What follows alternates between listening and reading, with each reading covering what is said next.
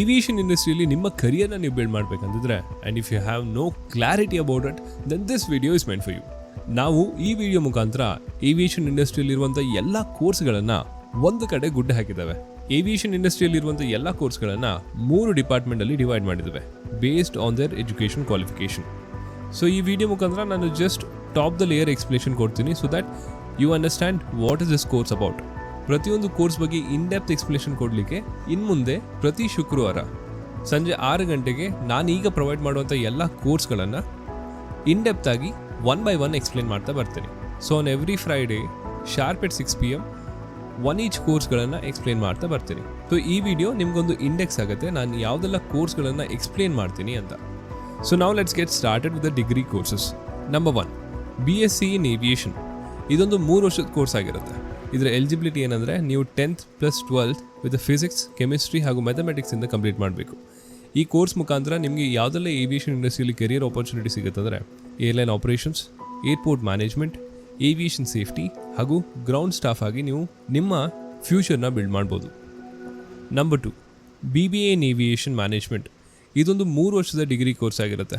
ಇದಕ್ಕೆ ಬೇಕಾಗಿರೋ ಎಲಿಜಿಬಿಲಿಟಿ ಏನಂದರೆ 10th + 12th from any stream. ಅಂದರೆ ನೀವು ಸೈನ್ಸ್ ಡಿಪಾರ್ಟ್ಮೆಂಟಿಂದ ಬಂದಿದ್ರೆ ಅಥವಾ ಕಾಮರ್ಸ್ ಡಿಪಾರ್ಟ್ಮೆಂಟಿಂದ ಬಂದಿದ್ರೆ ಈ ಕೋರ್ಸಿಗೆ ನೀವು ಅಪ್ಲೈ ಮಾಡ್ಬೋದು.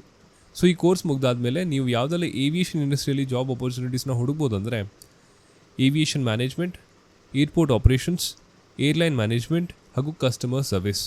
Number 3 BSc in airlines, tourism and hospitality management. ಇದು ಕೂಡ ಒಂದು 3 ವರ್ಷದ ಡಿಗ್ರಿ ಕೋರ್ಸ್ ಆಗಿರುತ್ತೆ.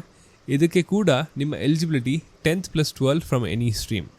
ಈ ಕೋರ್ಸ್ನ ನೀವು ಮುಗಿಸಾದ ನಂತರ you can apply for airline operations, tourism management, customer relationship ಹಾಗೂ ಹಾಸ್ಪಿಟಾಲಿಟಿ ಸರ್ವಿಸ್.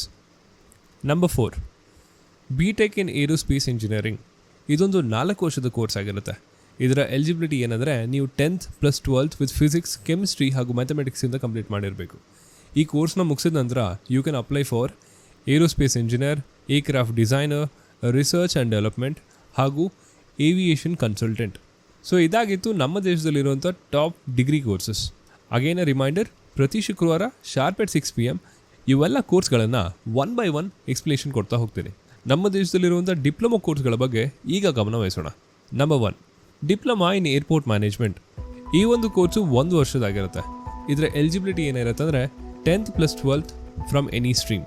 ಈ ಕೋರ್ಸನ್ನು ನೀವು ಮುಗಿಸಿದ ನಂತರ you can apply for airport operations, ground staff ಹಾಗೂ passenger handling. Number 2 diploma in ground staff and cabin crew training. ಇದು 6 months to 1 year course ಆಗಿರುತ್ತೆ. ಇದರ eligibility is 10th + 2 from any stream. ಈ ಕೋರ್ಸ್ನ ನೀವು ಮುಗಿಸಿದ ನಂತರ you can apply for cabin crew job, ground staff ಹಾಗೂ customer service. Number 3 diploma in aviation hospitality. ಇದು ಒಂದು 1 year ಕೋರ್ಸ್ ಆಗಿರುತ್ತೆ. The eligibility for this one is 10th + 2 from any stream. ಈ ಕೋರ್ಸ್ನ ನೀವು ಮುಗಿಸಿದ ನಂತರ you can apply for airline hospitality, customer service ಹಾಗೂ tourism management. Number 4 diploma in airfare and ticketing management. ಇದೊಂದು 6 ತಿಂಗಳಿಂದ 1 ವರ್ಷದ ಕೋರ್ಸ್ ಆಗಿರುತ್ತೆ. ಇದರ eligibility is 10th + 2 from any stream. ಈ ಕೋರ್ಸ್ನ ನೀವು ಮುಗಿಸಿದ ನಂತರ you can apply for ticketing agents, travel agents ಹಾಗೂ ಕಸ್ಟಮರ್ ಸರ್ವಿಸ್ ಜಾಬ್. ಇದಾಗಿತ್ತು ಡಿಪ್ಲೊಮೊ ಕೋರ್ಸಸ್ಗಳ ಬಗ್ಗೆ. ಏವಿಯೇಷನ್ ಇಂಡಸ್ಟ್ರಿಯಲ್ಲಿರುವಂಥ ಸರ್ಟಿಫಿಕೇಷನ್ ಕೋರ್ಸಸ್ ಬಗ್ಗೆ ಈಗ ಕವರ್ ಮಾಡೋಣ. Number 1 private pilot licence.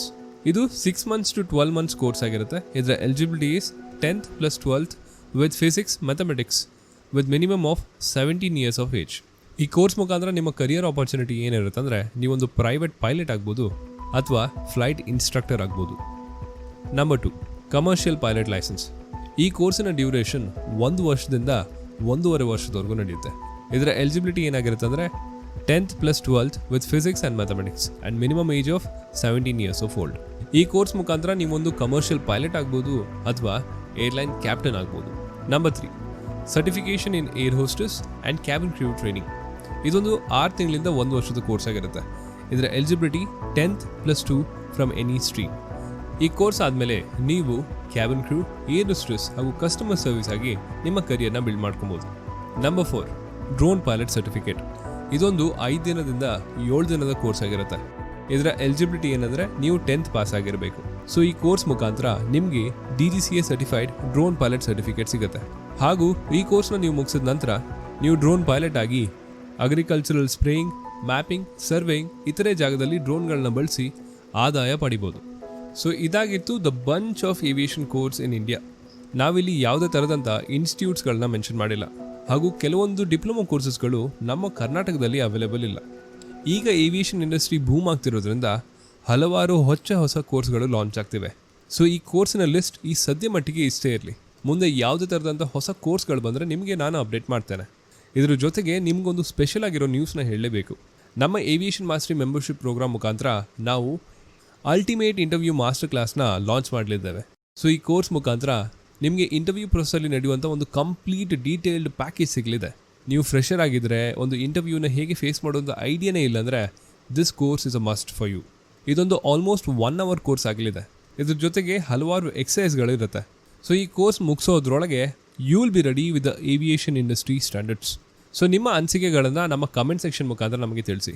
ಇಲ್ಲಿವರೆಗೂ ನೀವು ಮಾಡಿರುವಂಥ ಎಲ್ಲ ಕಮೆಂಟ್ಸಿಗೆ ನನ್ನ ಮುಖಾಂತರ ಆಲ್ಮೋಸ್ಟ್ ನಾನು ರಿಪ್ಲೈ ಮಾಡಿದ್ದೇನೆ. ಸೊ ನಿಮ್ಮ ಫ್ಯೂಚರ್ ಇನ್ಪುಟ್ಸ್ ನನಗೆ ತುಂಬ ವ್ಯಾಲ್ಯೂಯಬಲ್ ಆಗಿರುತ್ತೆ. So let me know your thoughts in the comments.